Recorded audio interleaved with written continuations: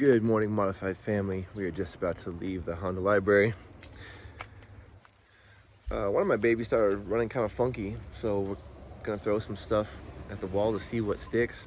I think this is the problem. This is the one I'm gonna replace it with because it's misfiring. It sounds like a Subaru, but without the power. So I'm loading up my car this morning. I got everything in there. When I head to work, I'll probably do the job at work. I'm just bringing my tools with me.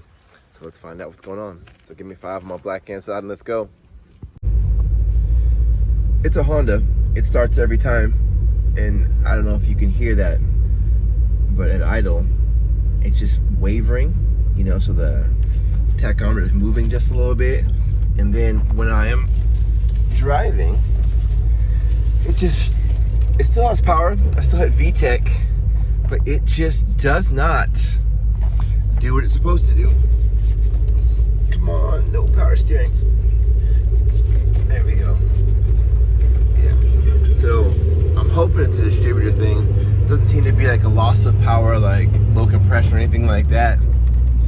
But let me get this thing going to see if I can accurately convey the sound that. There we go. Woo!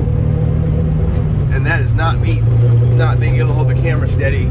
That is how the car runs. Very choppy. It's been like this for a week, and I've been limping it along to work. So today I'm like, I gotta fix this before more serious problems happen from my lack of preventative maintenance. All right, Modified family, this is what we're working with. This is my 2000 Civic hatchback with my 96, 98 front end conversion, just because I like being contrarian. It's got a B18c1. And now we just gotta swap this bad boy out. I'm just kind of throwing my hands up. I should check the codes. I haven't. I have a code for my cat not working because it happened to disintegrate. Don't know how that happened, but need a new one of those. But let's see if this at least fixes this backfiring, misfiring, idle issue. All right, 5 minutes in, things are looking pretty good.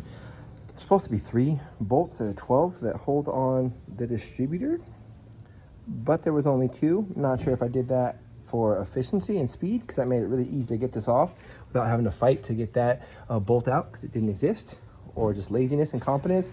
I don't know. I think genius and incompetence, probably the same thing. But I checked to make sure that all the wires were in the same pattern on my distributor for my other GSR. And I also, before I left my house, checked that it had the same pattern, because first I had to make sure I had the same plug, and my housemate just did his as well because he got a new one for a very similar issue. And so I'm like, well, I know this is a known good one from my GSR that's taken apart right now, and I had the right plug. They both have that, so I'm thinking this will be back together in another 5 minutes, and I will start it up, and hopefully it feels better. I might have to reset the ECU. Do not know, but I will find a code reader. I'm sure there's one around my work somewhere. All right, little system analysis. We have that code. Let's see what else we got. NOx sensor, catalyst system. I've had this one because my cat disintegrated. I've covered that.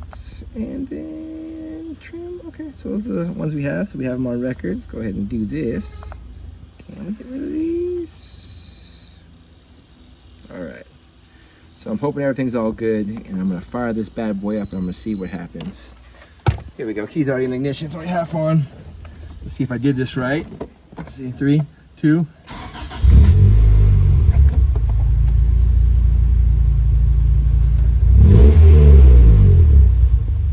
That's a very good sound. Hopefully. I think everything is good. I'm gonna put this back together and take it for a little test romp, but that's already better than it was. My check engine light will come back on for the cat being Bluetooth, and then later I gotta figure out why my trunk sensor is still on, because my trunk is very much sealed and closed, but still have a light. Maybe it's just to balance out the dash, because I've had this check engine light on for so long. I need something on that side to balance it out. This looks, sounds, and feels amazing. It's back to smooth. I'm not gonna say I'm gonna miss that rich fuel smell. Even with the cat being defective, this car runs very efficiently as it's supposed to until that happened. And my thoughts on the matter were that the O-ring on the little dial piece that goes inside of the distributor was leaking because the oil was out around there, and my valve cover gasket isn't leaking, my oil pan gasket isn't leaking, because it took a lot of time to make sure all those things were taken care of. I'm just gonna pull over because it's too hard to drive and do this. But yeah, no, everything seems good. But so let me show you, because now that we're not moving. So if you look at this bad dog, the whole bottom is super greasy. So I think that this in here was maybe leaking, which is still very hot. And I think that might have somehow fouled out the distributor thing. Yeah, might have just fouled that out. And so now it seems like it's running good. My check engine light will come back on once it realizes that the cat is still garbage. But yeah, I'm very stoked that that was such a simple fix. And this is when it really pays off to be a Honda hoarder. Correction, it's not hoarding if it's Hondas. So yeah, thanks for coming along. That was super easy. Whether it's B series or D series, it's just 3 bolts. I think they're 12s.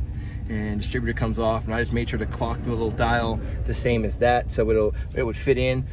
If you put it in backwards, I've done this a lot of times, like we do a motor swap and put the distributor and turn that dial like 180, and it's like it won't fire right. You just take it out, turn it back and put it in. But yeah, so it went in perfectly, lined everything up, and so it's running good right now. This is exactly what I needed, because I got so many other projects in the works that I need time and money to work on, so I can keep putting out videos that I hope are interesting.